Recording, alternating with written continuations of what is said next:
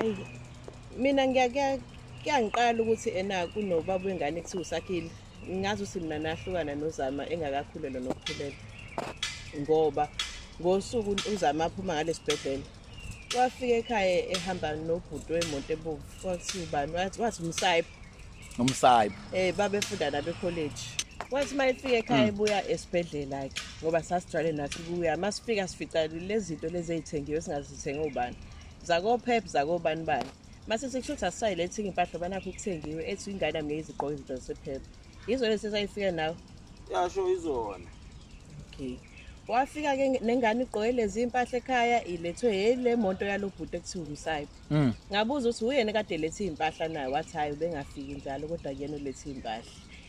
Ngisho ukuthi khuluma phela into esoyizwa nathi sekuzosimama bekwenzeka into la kufika ubaba wengane sazi ukuthi ubani manje uletho lo umuntu olethe impahla esibhedlela yilo. Yeah. Waba umuntu ogcina engakhuluma ngakhe.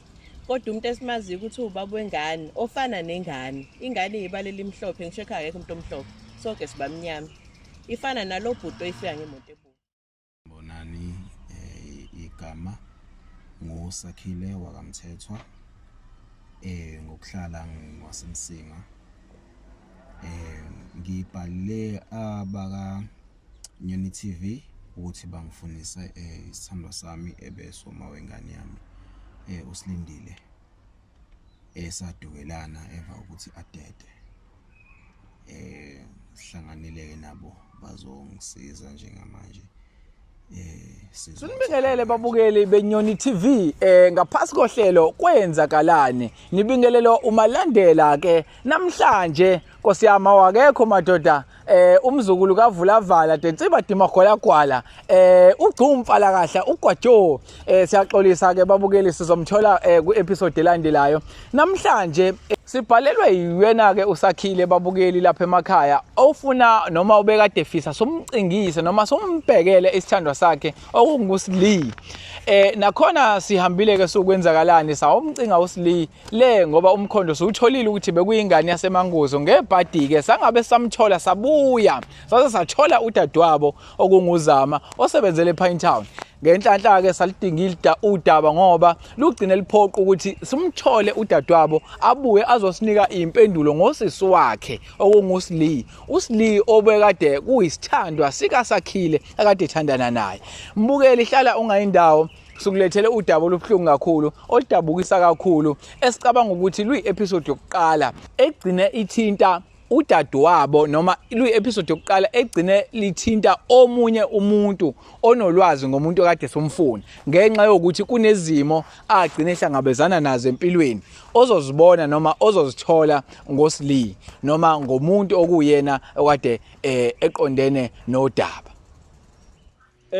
Cha Sakhile mfethu sesiphinde sabuya ke njengokusibhalela kwakho mfethu mhlasimpe ukucacisela umbukele ekhaya siphinde futhi sicacisele nanguzama okuyena okusisi kaSli omdala sihambile ke mfethu sukwenzakalani siNyoni TV samcinga sase samthola sase sathola ekhaya lika Sli kodwa ke okwenzekile mfethu njengoba kade usithumile siye sathola uZama okusisi kaSli wabe sethi no empendulweni sasesithi thina empendulweni osinika zona Zama kuzosinda thina ukuthi sibuyele kuSakhile sifike somtshele ukuthi kwenzakalani ngoSli angithi kunjalo wena sizama so usisi uZama la Sakhile ngokulandisa nje uye wakhetha ukuthi noma siNyoni TV siyayisacela ukuthi no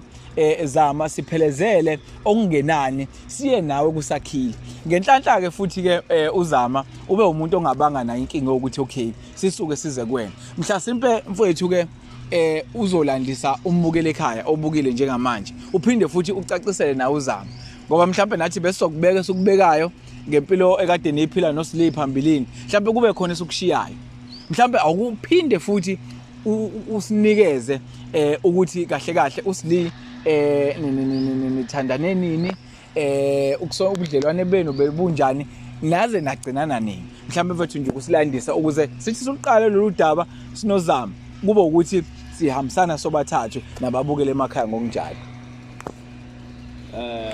Ngibingelele mfowethu. Yeah. Igama njengoba ushilo usakhile wakamthethwa. Ngokufunda ngifunde eMajuba. Ngisuka le eMsingi ekhaya. Yeah. Sahlangana naye ke uSli. Yeah. Sihlangana kephi esikoleni eindaweni zokuhlala. Nawe uyazi sibuye esixubane sihlangana ubuye sihlangana nangofunda thina sihlangana endaweni yokuhlala. Yeah.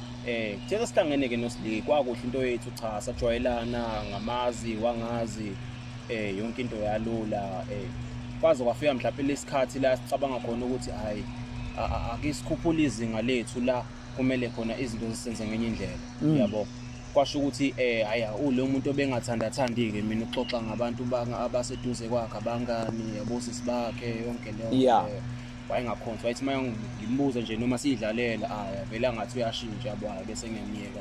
Okay. Kodwa kwaqhubeka into yethu yabamnandi kwaba nenkinga saqhubeka sabamba kwaze kwafika la siba nomntwana khona. Masiba nomntwana noSli it was 2021 qala unyaka siqala ukuthandana. No la niqale khona ukuthandana 2021. La siqale khona ukuthandana. Okay, yeah. La sengifunda ukuthi khona ukuthi usekhulelwe uSli. Yeah. And imekhulelwe ingane akabangisakwazi ukuthi uqhubeke esikoleni. Kwamphoqa ukuthi asondelele ngasekhaya la bezomnaka khona. Yabo. Kwasho ukuthi kude kephi ekhaya waba kuphi eclinic watholela iclinic walale wa-admitwa khona wahlala khona. Yayizwa mfowethu. Okay. So mina mangifika ngizomcheck yabo every day ngimphathele izinto ezimnandi yabo njengana ngoba phela ngiyifundela nama anginayo into etheni. Nobabili nabafundi kahle kahle. Abafundi sobabili ukuthi yena usephumile basi esikoleni usahlaliswe isimo akusona. Isimo sokukhulela. Okay. Mina sengisele ngiyaqhubeka. Okay. Hayi ngithe ngisaqhubeka so wabe sisenza unyaka oqala. Sengisaqhubeka kwafika isikhathi la sekumele atete khona uSli. Umntwana. Mase kumele atete uSli ngafika ngakuthangi the day before azoteta. Okay. Ngifika ngimphathela ubasket. Basket unento zakhe nezencusi. Yeah. And imina lezi zinto lezi wajabula sasabona nje ngisho umunye udokotela wazwasho sichanya ithanda ingane yami yabonga ngiyamnakekela umuntu wakhe. Kanti ke uzohamba ngesikhathi angazi kwadlula 3 days lo usuku lokuqalela ngifike ngalo kwadlula lo kwasekufika lo sithathu. And mangifika khona kwasekuthu setetile but use-discharge. Use-discharge esibhedlela. Use-discharge esibhedlela. Okay, wena uyamthola ngaloso sikhathi efonini? No phela ngimthole that's why mina ngifika lapha. Udecide ukuvele uye khona. Yes ngifika kuyena ngoba asisakwazi ukutholana kahle yabo. Ngoba ngisho efonini bekangitshela ukuthi I know thiwa udokotela angihlehle efonini ngoba mina ngikhulela izongisuka ngithola into ezongiphatha kahle yabo bese ngiba nenkinga. So ngcono ngiqhele efonini. So lo ngamgcina lo day lo mina ngase ngimvakashela ke. Okay, ngaphambi kokuba siyexam kukhona indawo ke wayiveze lapha okade uthi khona ube umuntu obungathi uyakwata uma ngabe ufuna ukuxhumana nosisi bakhe. Yeah, sure. Mhlasimpe ngokucabanga kwakho awucabanga ukuthi mhlawumbe yini ebimenza lokho noma ngokucabanga kwakho nje? Hayi mfethu ukhuluma iqiniso angazi. Awusazi izathu. Angisazi izathu ngoba nganginokucabanga ukuthi phela mhlawumbe wahlukumezeka ngoba mhlawumbe ngizoze ngithi ngiyambuza vele kubebhlungu inhliziyo so ngakho ngiyithulele. Okay, ngoba phela kuyenzeka kube khona ama family issues yabo. Okay. Mfethu sihambile njengokusithuma kwakho. Wawusibhalelile sahamba mfethu sesafika le eMangozi ngakubo ngoba kubo kahle kahle sigcine sithola ukuthi kuseMangozi. Okay, saxoxa ke mfethu usisi wakhe lo uZama usisi wakhe omdala.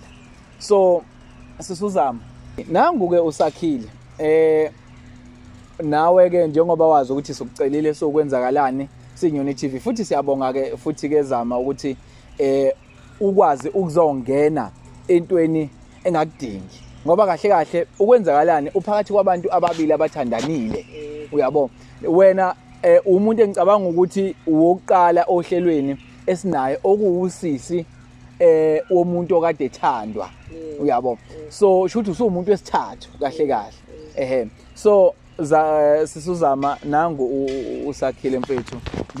Ngiyacela mhlawumbe sempelo usilandise ngokwenzeka empilweni kaSileyi. Ngibingelele kubabukeli, ngibingelele futhi ubhuti. Ngisakhile noma ngiqala nje ukubona igama lami ke nguzama ngakakhumalo.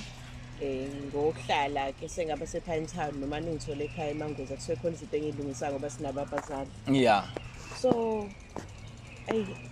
mina ngiyangiqala ukuthi kunobaba wengane kuthiwa usakhile. Ngazi ukuthi mina nahlukana noZama engakakhulelwa nokukhulela. Ngoba ngosuku uZama aphuma ngalesibhedlela. Wafika ekhaya ehamba nobhuti wemonto ebovu. Kwathi ubani wathi Umsayipho. Babefunda nabe college.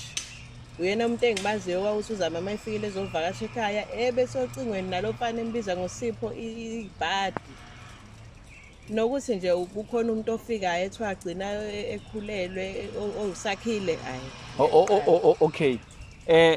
Sakhile, unalo ulwazi ngomuntu mhlawumbe kuthiwa umsayipho ngoba manithandana kuyenzeka uthola ukuthi mhlawumbe kunezinsolo nje ukugcina uba nazo ngomuntu wakho. Zikhona insolo obunazo ngoSileyi.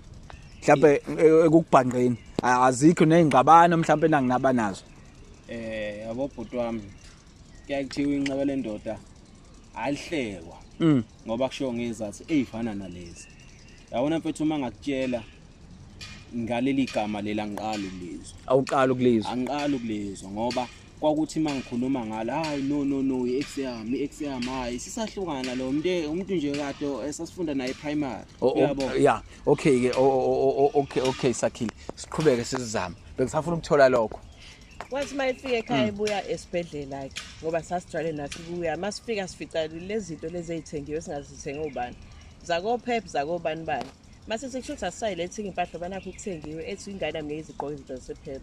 Yizo lezi sayifika nawe. Yasho izona. Okay. Wafika ke nengane igqoke lezi impahla ekhaya ilethwe yile monto yalobhuti ekuthiwa uMsayipho. Ngabuza ukuthi uyena kade lethe impahla naye wathi hayi ubengafiki njalo kodwa kuyena ulethe impahla. Ngisho ukuthi khuluma phela into esoyizwa nathi sekuzothi mabe kwenzeka into la kufika ubaba wengane sazi ukuthi ubani manje uletho lo umuntu olethe impahla esibhedlela yilo. Yeah. Waba umuntu ogcina engakhuluma ngakhe. Kodwa umuntu esimaziyo ukuthi ubaba wengane ofana nengane. Ingane iyibalela imhlophe ngisho ekhaya akekho umuntu omhlophe. Sonke sibamnyama. Ifana nalobhuti oyifika ngemonto ebovu. Okwathi ke makuphela unyaka lo ateta ngawo ngoJanuary waba sengozini yemonto. Usileyi. Ingane yasala kanjalo ke eyisancane nokho besasebeleni. Sipho angimazi washona phi kwathi ubuyele kubo wase-Eastern Cape. Siseleke nengane ingane ihlala nogogo ngoba ngihlala mina nogogo mina ngihlala ekhaya emzini kaMa iwona umuzi kade ngiyobheka kade ngiseMangozi. Ingane ile khona uSileyi akasekho. Ngagcina ngazange lutho ngempela okuhlanganise nawe ngisho inamba yakho awukazi umfonele ngisho umfonele sephumile lapha esibhedlela. Siswami. Qale nje ngixolise ukuzwa lokho. Kodwa okumthinda njengoba sengishilo kwakunzima. Nami isimo engibhekene naso sasenzima. Njalo manje ngoba usuzomfuna manje. No, phela ngiyathinteka. Yes, ngiyathinteka. Mina ngazuthi ithema la, ngazuthi ngithema lengane. Ubusidlani sonke lesikhathi. No, angithi phela sadukelana. Yeah, badukelana isona sizathu simenze sisozama abhalele iNyoni TV uhlelo okwenzakalana. Njengoba nje sihambe saze safika ekhaya kini. Uyabo. So ngicabanga ukuthi mhlambe la umuntu owaba nephutha uyena uSileyi ngoba ngicabanga ukuthi mhlambe kungcono kube wayicacisa kusanesikhathi indaba. Yabo. Ngiyacabanga ukuthi umfowethu naye iyona ndlela abone isizomsiza leyo ukuthi abhalele thina sokwenzakalani. Uyabo. Mhlasimpe ngicela ukubuza uba kwi-car accident kusiphi isikhathi ebasengozini yemoto kube kuyinini? bese kuJanuary ngonyaka odlule. uJanuary ngonyaka odlule. Ngiyakuphelile. Phela unyaka manje sekuhlanu sowesibili ehambile emhlabeni. Ingosi ngihlala nayo. Inganayo ihlala nogogo. Mina ngiyasebenza ngibamba amatoho. Ngoba ngila eThekwini nakhona sengize ngokungathola ukuthi ngizohlangana nani ngoba ngizwe ngizetohweni mangizela. Ayinamuntu beyangani. Manje ubaba lo wemoto useshoniphi? Kwagoduka. Kubo le Eastern Cape. Mina bhuti wami uyangilimaza lento, ayangihawatha strong. Ya Sipho mfethu lento le nathi sithema sithola. Ngicabanga ukuthi ezitorini esike sibe nazo sisiza abantu kube istory mfethu esingajwayelekile ngoba nathi sifikile mfethu ekhaya kubo uSli sifikile sawufica wonke umndeni wakhe safica naye usisi wakhe lo osekhona umdala basilandisa ke mfethu njengoba esilandisa naye usisi so sabe sesomcela ukuthi mhlambe sike size naye kuwena sizo noma ezokuchazela ngoba thina bekusinda mfowethu uyabo bekusinda yona ingane ikhona mhlambe zama ubengakaze yini anixoxele mhlambe ke ngaye ke nje umfowethu benimazi noma benazi lo uthe ubani benazi uSipho lo wemoto yabo nje mawususakhile mina yazi usikhona umfana wayesikhona umfana osisizelayo nje ongishelayo esikoleni kwesi sikhathi mayifona elivale sinangi lo mfana futhi uyafona bengazi usikwa ugcile kutheni bayathandana naye bengazi ngempela noma ngimbuza ukuthi manje ngoba ubufunde ngedatha esikoleni wenza njani ethi hayi uyafika lo mfana endethi airtime ntambama ephinde futhi ehambe Hey. Kodwa ke mhlawumbe ngibuye mfethu ngize kuwena bafu ekuthandaneni kwakho naye izinto phakathi kwakho naye bezikade zinjani uthando belu right mhlambe uye owagcina ekuqondisela ukuthi hayi njengoba ezithwele ingane yakho benijabulela naye ndawonye mhlambe ukuthi ukhulelwe nizoba nomntwana Hayi qinisweni mfowethu hayi sasijabule nanijabule sasijabule kakhulu ngoba nabo basekhaya esihlala nabo dadewethu ngoba umuntu esahlala naye endlini kwaku-aunt hayi cha wathokoza izindaba zokuthi ngizoba nomntwana wathokoza kakhulu kanti engazi ukuthi ngizoda imali egcineni umana ngicela ukuphula abantu ngaxolisa wathokoza ekhaya wabatshela ukuthi uzoba nomntwana yeah sure ngisho ngoba phela uSli mangikhumbula kahle eseninyanga yesithupha ekhulelwe mangikhumbula kahle bake bahamba nabangani bakhe bethi kuyobika isisu ngingazi sisibikwapi kwabo ukuthi ngangikwazi nami kulokho ngimbuza imibuzo ngoba asinabo abazali mangimkhuluma ukuthi mangitshela ethi ngizenza umzali isisu sabikwa la isabikwa khona babezekini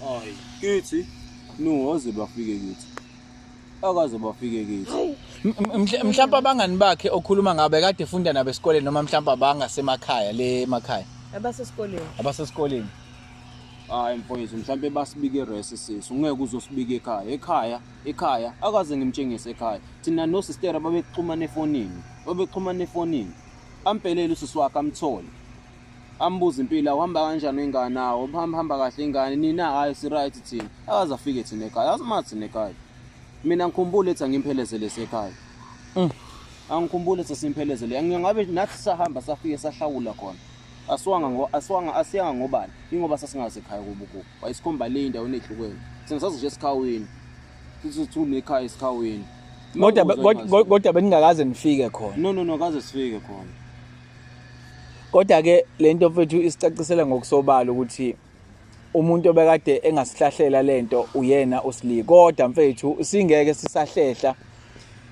mfethu ngicabanga ukuthi njengamanje siyakhanyiseleka sokwenzakalani nababukeli sizoluza uvo laba kodwa mina ngibona sikhanyiseleka mfethu ukuthi ingane akusiye yakho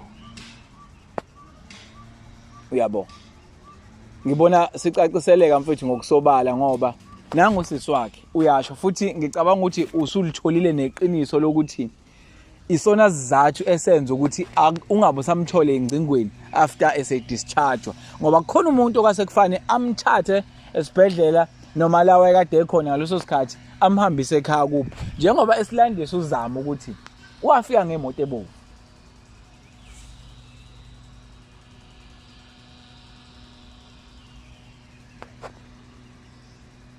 Mhlawumbe mfethu ungathini angazi ingane ikhona angithi yebo ingane ikhona.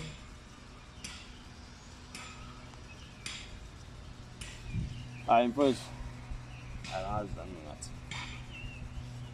angazi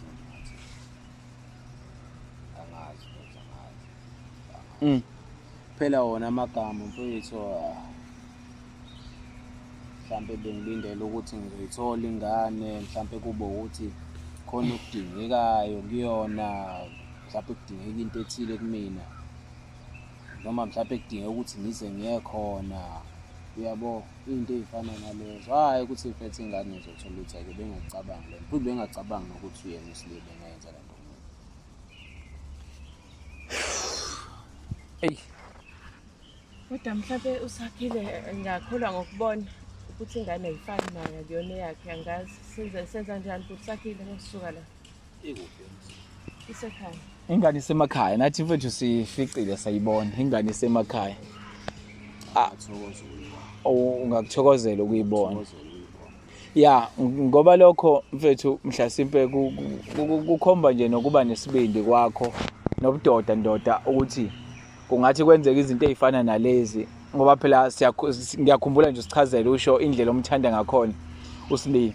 Ngicabanga ukuthi mfethu kubudoda lokho nokuthi ke noma izinto zinje kodwa luyamphefumulo ongenalo icala kodwa ukwazi ukuthi awunankinga nokubona uyabo.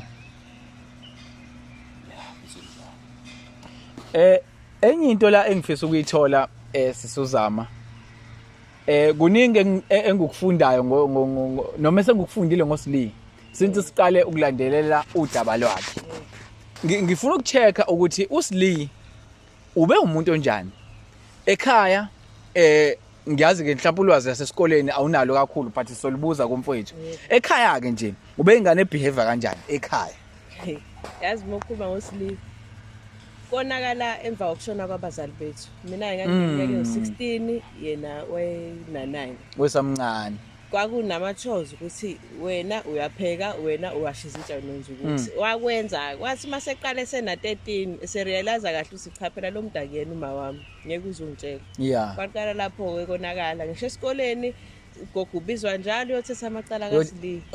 Esafunda nje le emakhaya. Wayehlupha kodwa wathanda kamahlaya phela kwakudade wethu. Yeah. Manje wesimaye besha amahlaya yakhe ngibuye ngikhohle nokuthi izolo lo muntu akalalanga endlini. Umuntu ona 14 wayekwazi ukufika ekseni ngo5 ezongqonqoza. Imake sikhuluma ngomuntu osafunda mhlawumbe use-high school. Use-high school ena14 nje wenza ugrade 8. Eke hambe ngabuyi. Ehambe ngabuye ebuye ekseni ngo5 mawumbuze sibe ngamngani wami ngisilandele umngani wakho befakazelane bobabili. Esikoleni emakhaya wenze njani la ema reporting? Hayi ukuphasa ke Wephasa. Wayephasa ke kungaziye ngoba kwavela esena 16 ukuthi ngathi khona omunye uthisha bekade ejola naye angazi kanjani angibazi ukuphatha kaSlibe ukuthi wayephasa ngoba ephasa noma wayephasa ngoba nakhe ethandela othisha yena noma mhlawumbe wayemuhleke idakhe lihle ngiyazi nosakhile wadidwa naye lo. Shuthi nje uSlibe kukonke isekhaya isesikoleni ubehlupha ngoba wabona ukuthi mayefunda ngale ecollege engale ekhaya somgada kakhulu basimelusa nje wavele wadwebeleka ke waregister wasezwa ngaye sepakisha imthwalo sesisenge-acceptiwe ngiyahamba nakhona akabonisani nani njengosisi wakho omdala isinqumo sakhe nje ngoba singamazi nokuthi uyena abantu babuye ngane oba sasitshelwa kahle ukuthi wena uyena uma Slibe besitshela kahle si wena uyena uma. Mhlawumbe mfethu ngifuna kunezinto engifuna siziqhathanise. Enkulumo nevezwa uzama osisi kaSlibe nokumazi kwakho esikoleni ngoba ngicabanga ukuthi wena umazi esayidini lasesikoleni. Ube njani nje esikoleni ibehavior yasesikoleni nasothandweni leni ube njani iziphi izinto abehlupha ngazo ube umuntu onjani? Ngifuna nje siqhathanise ngifuna ukubuka lento yakhe nempilo yakhe iphila. Hayi. Esikoleni wayengeyena umuntu omubi kakhulu. Yeah. Hayi umuntu othanda abantu, yabo likinga yabo social media kanje, Yeah. lapha ku Facebook. Wayethandwa abantu nje uSlim. Yabo. Kanti nami ngizomthola kanjalo, yabona ngihamba ngimfollowa, yabo engifundisa nje u Facebook yabo zonke lezi zinto. Wathanda umuntu kahle hle umuntu bese umuntu othathekile, yabo. Umuntu othathekile izinto ayibona ngaye ngathi engasenza.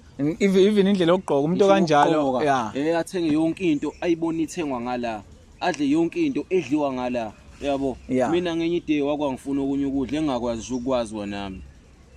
Okubiza lokuthi ngathi mina ukwazi lapho lokudla uzongikhiphela izithombe ungivezela izithombe abelungibela ngathi mina ngikwazi lokho ngani sijwala ukuyihambe awusamanyong siyodla ama pizza lapha nesto awusawathandi ngani athi hayi usefuna lo ngabona lapho uthi okahle usengene kwesinye stage ngaloso sikhathi ngiyafunda nalofunda futhi akubanga into eyasiphazamisa kwaba intwana nje ncane nje ngaleso sikhashana leso kodwa wayevela kimi ukuthi hayi waye umuntu uthathekile nje ngoba eseqale nje nokuphuza kancane kodwa ngokutshontsha ngambamba ke ngambamba okay ube somuntu omntshontshayo utshwala wayesomuntu omntshontshayo wayesomuntu omntshontshayo wayethanda nje kakhulu ama-cider mayibuya kimi ngiyamazi indlela akhuluma ngayo ngiyamazi indlela akhuluma ngayo mayikhuluma nami akajwayele ukufaka unxayi mayikwafaka unxayi sekukhona into ekhona emlonyeni sekukhona into ayidlile yabo and nemali yayinesifas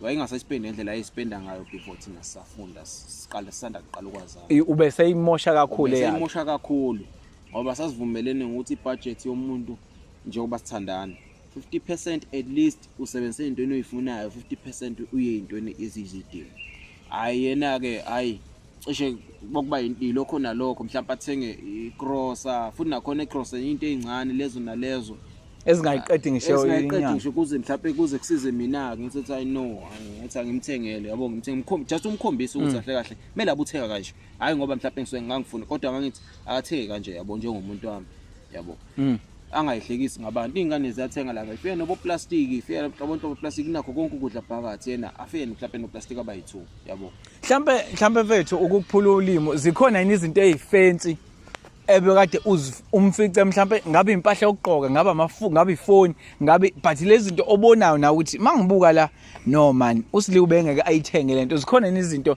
ezikanjalo mhlawumbe obukade unokuzibona ezisebenzisa hayi zazimbili baba zazu2 yini le zazu2 wafika ne-iPhone angizazi inhlobo zawo okay kodwa mathi babe ngitshela bethi hawu i-iPhone la iphathayo and ayiyintsha akaze athengelwe yimi mombuza ngayo uthini yabazi nawe gang ngithi nathi sinama laptops awanikho NSFAS ayinayo ngithiwa wayithola NSFAS mina ngazi ukuthi laptop unayo nami nginayo ngoba sayinikezwe NSFAS sifunda ngayo sobabili noma senze imkhakha ehlukene kodwa sifunda ngayo yena wafika nayo ku-iPhone wathi nayo into azoyifunda zidinga yona okay sesizama uSli mina ngibuke ngazi ukuthi bekuyintombazana edlebelekile ngumbuka njengomuntu ongazi ukuthi ubethanda kakhulu iskim sabangane notshwala mhlambe nje lezi zinto ezobumnandi ngumbona engathi impilo yakho mayichaza ubafuna umchaza ngathi into yakhe inceke lapho ngifuna ukuya ekulimaleni kwakhe noma ekushoneni kwakhe la limala khona mhlasimpe into yakhe ayingeve ngoba ihlobene mhlambe nokuhlupha kwakhe walimala kuphi kanjani ngathola ucingo ke mina ngekhathi sasekuseni ngo5 ngithola ucingo ngane ngokwama paramedic kuthiwa kutholakale imoto la ilimele ifoni kaSli yona engena password iki kwathola la inamba wayigcina kuyifonela bade ngimfonele ngayizolo ngithetha mina ngithi ingane yakhala kuthiwa ihlupha ugogo ingane mangifonelwayo kwathiwa kulimala imoto la abantu ababili bashonile abanye baphambiswe esibhedlela ngaleso sikhathi kungekho kude njalo nasekhaya ngihambe ngiyelapha esibhedlela ngithi ngiyobheka mhlawumbe lo wakithi ukhona waphela nomuntu wathatha ifoni wayefona inamba egcina ukufonela engazi ukuthi yona kabani ifoni ngafika esekuthiwa akasekho mabe check-a ke nabaka forensic kuvela ukuthi kwakuphuze wonke umuntu kuleya moto kwakuphuze wonke umuntu ngisho esemva kwesteering kwashona yena washona uSli ngoba babese Francis laba bathatha abahleli ngemuva basindayo. Iyahlupha lento, iyahlupha. Singazi ukuthi into esoyilungisa kanjani amacala kaSli ngoba phela ngoba ehambile nje eshiya ingane neminyaka emibili lengane izokhula nalamacala akhe ukukhuleka nje ukuthi uJehova ekhanyise ukuthi impilo yengane yona ibe kahle. Ibe kahle ingahluphi izinto ebekade ezenza nendlela ebekade ehamba yena ngoba manje kuzomela silungise lamacala akhe lawo. Nawo kwakumele senze umsebenzi wokugeza kaMama. uSli wathatha imali yembuzo wayiphuza. Hayibo. Manje kuningi nje kuningi. Uphuza imali yembuzi? Kuningi. Mfethu ngizama.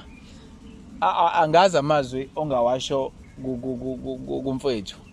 Ngicabanga ukuthi usesichazile istory sakhe wasizwa. Mhlambe sesiluvala nathi uhlelo. Mhlawumbe akhona amazwi ongamnika wona azoba umphako wakhe. Hayi futhi Sakhile. Ngicela ukuthi nje ngiyaxolisa noma ngithi ibhuti omncane kunami. Sengishiso ubudoda engibona unabo mawukhuluma kuyazwakala ukuthi ukhulile impela ufundiswe kahle. Ngixolise nangendlela uSli kade eyiphethe ngayo kuwena nanokuthi nathi asazange ukuthi ingane kabani noma sikulindele ukuthi uzofika noma ungafika asazi lutho nathi konke kushoyo siyakushwama konke besingazi lutho kodwa nangayo yonke indlela ebekade eyiphethe ngayo kuwena sixolise sibonge futhi nothando olikhombisile ukuthi umfune uzuthatha ucingo ufone ubhalele ishow uzama ukumthola lokho kutshengisa ukuthi impela ukhulile hayi siyabonga. Mfowethu mhlawumbe amazwi akho nawo okuvala okuyibongela kuzama ngoba ngicabanga ukuthi mfethu akwenzile kukhulu and bekufanele ngabe lo muntu osemsebenzini wadela isikhathi sakhe wacela emsebenzini isikhathi mfethu abe nathi andisambile mfethu ngoba sombuya naye emakhaya mfethu ngicabanga ukuthi hlasimpe naye wenze umsebenzi omkhulu noma udaba lunzima kodwa wathi no ngizofanalo ngizoyimela into kadadewethu ashiye yenzile mhlawumbe mfethu amazwi okuyibongela noma isimo sinje siyazi ukuthi mfowethu kubhlungu kakhulu. Hayi mfowethu khona uthanda ukuba buhlungwana vele kodwa akukho engingakusho okwenzekile kufana nokudaliwa ngeke sisabophelele inhliziyo zethu ngelesihlo hayi akunankinga siswami akunankinga nomntwana ngambona jabule ngoba besinobudlelwano noma wakhe kwaphela ngendlela okuphele ngayo kodwa angiyiboni inkinga. Hayi siyabonga Zama mfethu siyabonga.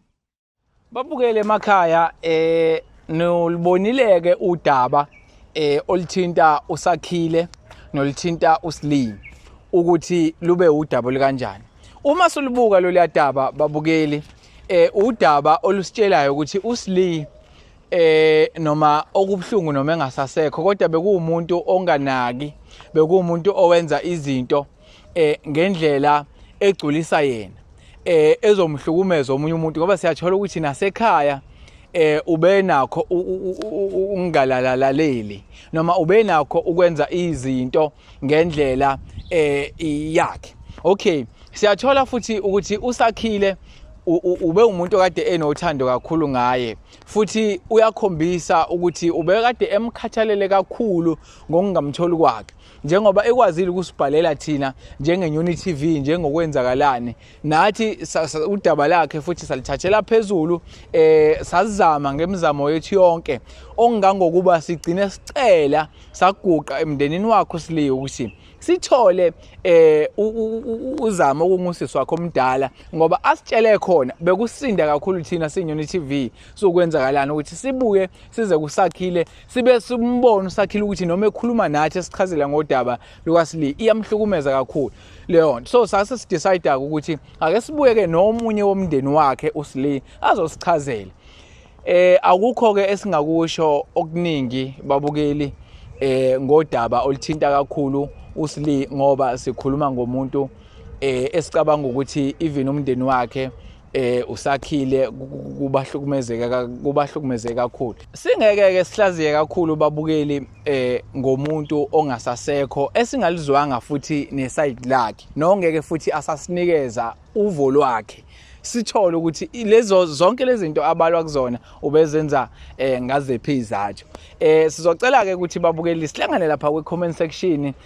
Mina njengomalandela sengiyabaleka awungabe useyasho ke madoda umzukulu kaVungamisi uvulavala sekuvala ikhanda lamadoda detsibathi magwalagwala akekho kumngani wami akekho uGwajo. Sithi nje babukeli niqhubeke lapha emakhaya ni-subscribe nisifollowishe nisibhalele lapha ku Facebook ku inbox ku Facebook eTinyoni TV. Siyanthanda babukele emakhaya engathi nomoya ke kakhe uSli ungalala ngokuphumula.